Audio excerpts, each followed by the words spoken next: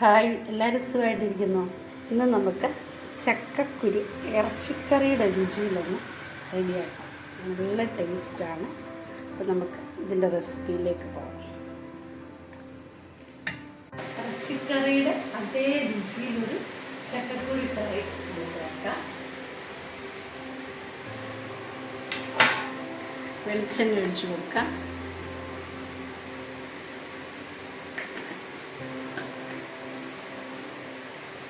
തേങ്ങയൊന്ന് പൊട്ടിച്ച് വയ്ക്കാം.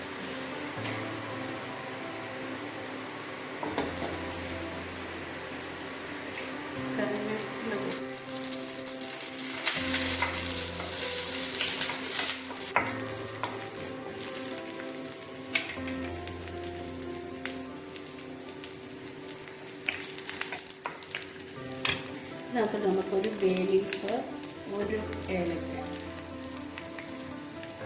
മുറിച്ചിട്ടുണ്ട്, കറുവപ്പട്ട ഇതൊന്ന് വേണം തരാം. എണ്ണയ്ക്കകത്ത് ഇണങ്ങി നോക്കുമ്പോൾ ഒരു മണമൊക്കെ ഇത്. നമുക്കിതിനകത്തോട്ട് ചെറിയ ഉള്ളി ചേർത്ത് കൊടുക്കാം. ഞാനിതെല്ലാം ഒന്നും രണ്ടായിട്ട് പൊളന്നിട്ടില്ല. ഇത് നമ്മളിങ്ങനെ അതിനകത്ത് കിടന്ന് ഇറച്ചിക്കറിക്കകത്തൊക്കെ ഉള്ളി വരുമ്പോൾ ഒരു പ്രത്യേക ടേസ്റ്റ്.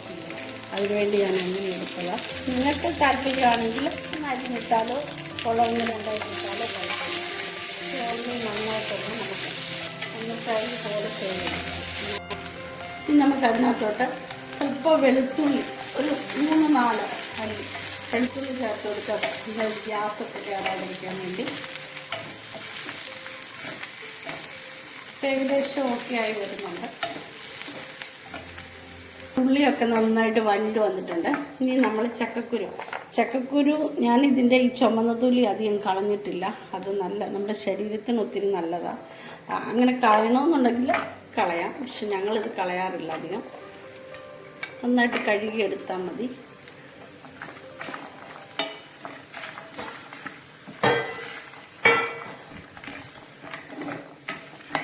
നമുക്ക് സ്വല്പം ഉപ്പ് ചേർത്ത് കൊടുക്കാം. 1/2 ടീസ്പൂൺ ഉപ്പ് ഞാനിപ്പോൾ ചേർത്ത്.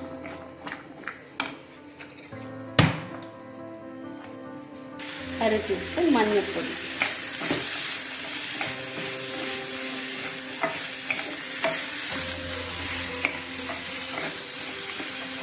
നമുക്കിത് കുക്കറിനകത്തോട്ട് മാറ്റാം. ചക്കക്കുരു കുക്കറിലോട്ട് നമ്മൾ മാറ്റി. ചക്കക്കുരു ഉള്ളിയും അതിനുള്ള വെള്ളം നമ്മൾ ചക്കക്കുരു ഇട്ടുകൊണ്ട് പച്ചവെള്ളം ചൂടാക്കിയില്ല. ചക്കക്കുരു ഈ പച്ചവെള്ളം ഒഴിച്ച് ചിലപ്പോൾ അങ്ങ് കല്ലിച്ചു പോകും. തന്നെയല്ല ഏറ്റവും ടേസ്റ്റും ഈ ചൂടുവെള്ളം ചേർക്കുന്നതാണ്. ഇപ്പോൾ ചൂടുവെള്ളം ഒഴിച്ച് നമുക്കൊരു 3 സീറ്റി അടുപ്പിക്കും. അതായത് 3 വിസിൽ. കുക്കറിന് 3 വിസിൽ. ഓരോ ചക്കക്കുരുവിൻ്റെ അനുസരിച്ചും പല വേവായിരിക്കും. അപ്പോൾ എന്താണേലും നമുക്കിപ്പോൾ 3 വിസിൽ മീഡിയം ഫ്ലെയിമിൽ വെച്ച് അടുപ്പിച്ചെടുക്കാം. ചക്കക്കുരു വെന്ത് വരുമ്പോഴത്തേന് അതിനാവശ്യമായുള്ള തേങ്ങയും എല്ലാം ഒന്ന് വറുത്തെടുക്കാം.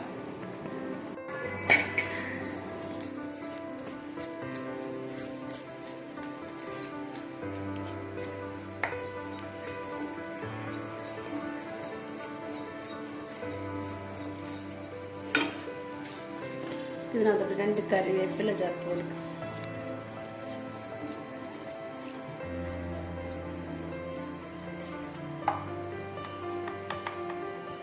ഒരു 1/4 ടീസ്പൂൺ മഞ്ഞൾപ്പൊടി,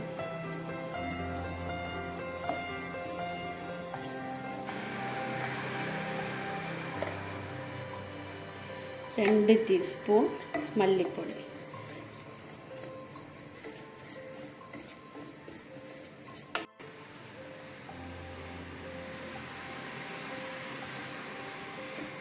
1/2 ടീസ്പൂൺ കാശ്മീരി മുളക് പൊടി,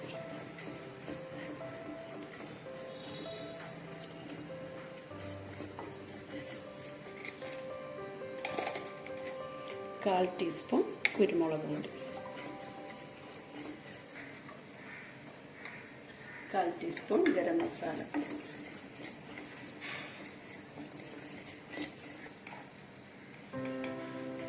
അര ടീസ്പൂൺ പെരിഞ്ജീരകം കൂടെ നമുക്ക് ഇതിനകത്തിട്ട് ഒന്ന് മൂപ്പിച്ചെടുക്കാം. കൈയെടുക്കാതെ ഇനി നമുക്ക് ഇളക്കണം, അല്ലെങ്കിൽ പൊടികളെല്ലാം കറുത്ത കരിഞ്ഞു പോവും. ലോ ഫ്ലെയിമിൽ, ഏറ്റവും ലോ ഫ്ലെയിമിൽ വേണം വറുത്തെടുക്കാൻ. നല്ല ടേസ്റ്റുള്ള കറിയാണ്. ശരിക്കും നമ്മുടെ ഇറച്ചിക്കറിയുടെ അതേ ടേസ്റ്റാണ്. ചക്കക്കുരു ഒത്തിരി ഗുണങ്ങളുള്ള ഒരു കാര്യമാണല്ലോ. നമ്മുടെ തേങ്ങയൊക്കെ വറുത്തെടുത്തു. വേറൊരു പാത്രത്തിലോട്ട് മാറ്റിയായിരുന്നു. അല്ല, ചീനിച്ചട്ടിക്കകത്തല്ലേ ഇരുന്ന് കരി.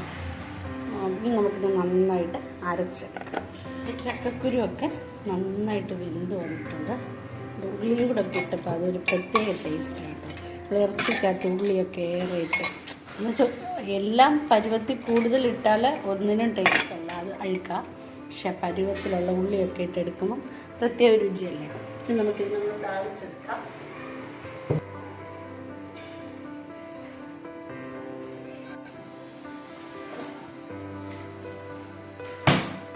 ഇനി നമുക്കിത് താളിച്ചെടുക്കാം. ചൂടായി കടുക് ചേർത്തെടുക്കാം.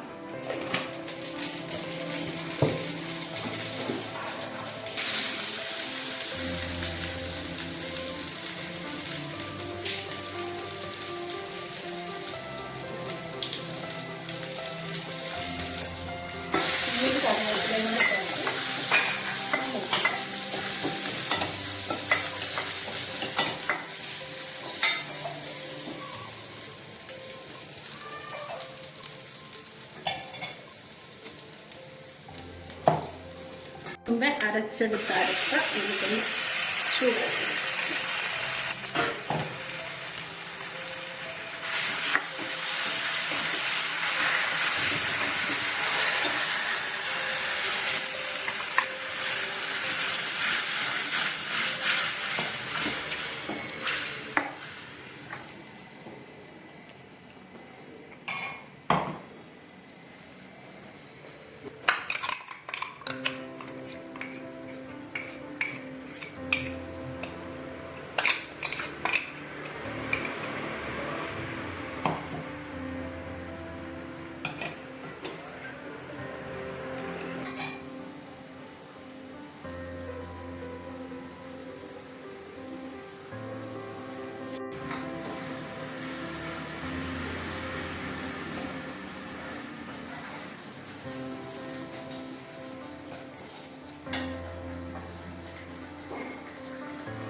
നമുക്ക് ചക്കക്കുരു ഒഴിച്ചു.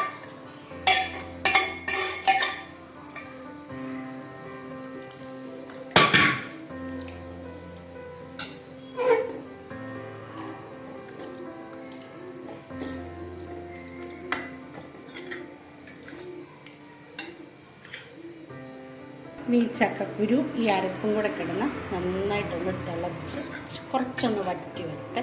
ഈ സമയം നമുക്ക് ഉപ്പും മസാലയൊക്കെ നോക്കാം.